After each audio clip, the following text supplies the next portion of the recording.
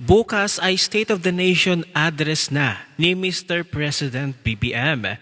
Ngunit ang katanungan, ay excited ba ang taong bayan para bukas? Gayong maaalala natin noong 2025 na kanyang naging SONA. Hindi ba't nangako si Mr. President BBM na pananagutin niya ang mga sangkot sa umano'y irregularidad sa flood control projects. At meron pa siyang katagang binanggit na mahiya naman kayo sa inyong kapwa Pilipino. Ngunit isang taon na matapos ang pangakong ito. Ano ang nangyari? Kaya nga inihayag naman ng broadcaster na si Ted Filon na hindi na siya nasasabik o hindi na siya excited sa ikalimang SONA ni Mr. President. Dahil para sa kanya, hindi daw sapat ang kanyang mga salitang binibigkas kung hindi naman ito nararamdaman sa buhay ng ordinaryong manggagawa o Pilipino. Narito ang video, panoorin natin. Po, personally, hindi na ako excited sa SONA. Bakit naman? Kasi yung sasabihin niya ay words. Words. Tanungin mo siya, hello, yung mga words mo nung una mong SONA, anyari? Nangyari ba? At balikan natin lahat ng SONA. Eh bakit Yes. ganun pa rin tayo? Hindi po ba? Walang pinagbago. Words. Yan pong SONAng yan ay words. Puro words. Puro words lang. Pero sa gitna ng mga words na iyan, tanungin niyo po, yung inyong manggagawa na nakakadaupang palad, Tama. kung kumusta na po ang buhay niya sa ngayon. Kaya kung pinagbago kayo po pa. excited, well, good for you. Kahit papaano, meron kang na-excite ka. Tataka nga ako, ba't ka magbabarong sa Lunes kung wala ka naman sa SONA? Napakomento pa nga ang mga netizens. Ang State of the Nation address ay tinawag pa nila na State of No Accomplishments ni Mr. President.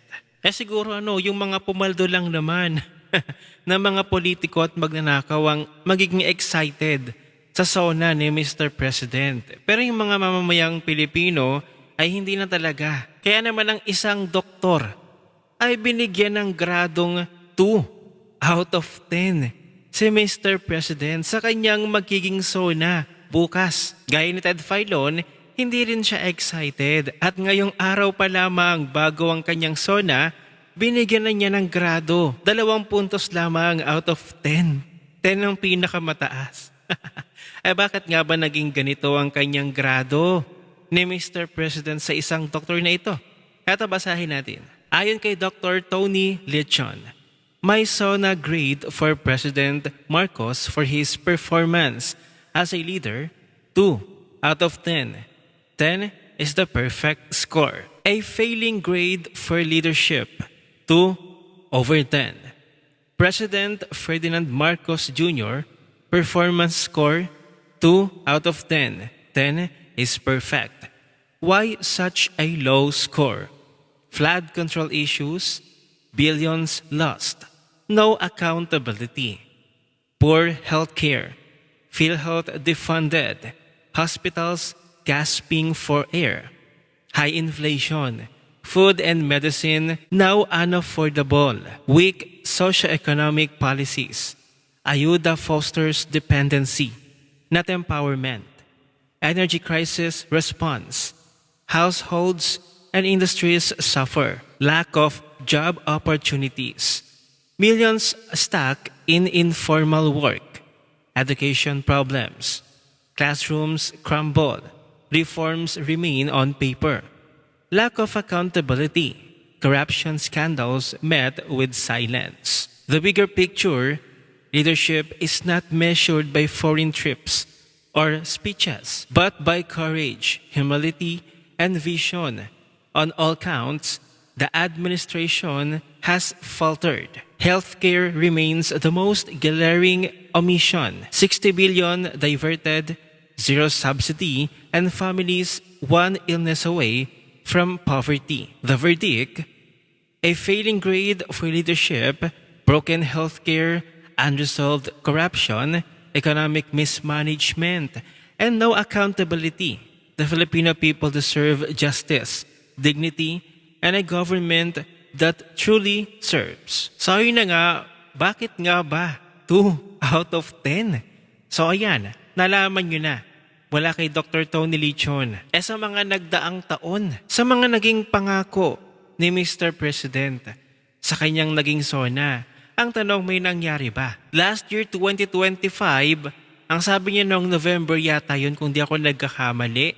Ang sabi niya, before December daw o bago magpasko, may mapapakulong na siya sa mga nagnakaw sa kabanang bayan at lalong-lalo na sa mga involved doon sa flood control. Pero hanggang ngayon, wala namang nakulong. Gumawa pa nga sila ng mga kulungan para sa mga ikukulong nila na di umano ay nagnakaw sa kabanang bayan. Pero wala namang nangyari. So bilyong-bilyong piso yung nawala sa pera ng taong bayan na hindi na pakinabangan ng taong bayan. Na dapat nakikinabang ang mga Pilipino dito kasi yung pera na yun ay galing sa kanilang mga buwis at paginaghirapan nila yun. Maging sa inflation, sa pagtaas ng inflation, ang pagtaas ng mga bilihin ng mga basic needs ay umaaray na po ang mga Pilipino. At pagtaas ng kriminalidad na taliwas sa nire-report ng PNP na bumaba daw ang krimen sa Pilipinas at safe na safe daw ngayon ng mga Pilipino under Marcos administration kumpara daw sa Duterte administration. Para mga Pilipino, hindi naniniwala sa report ng PNP dahil sila mismo yung nakakaranas nito.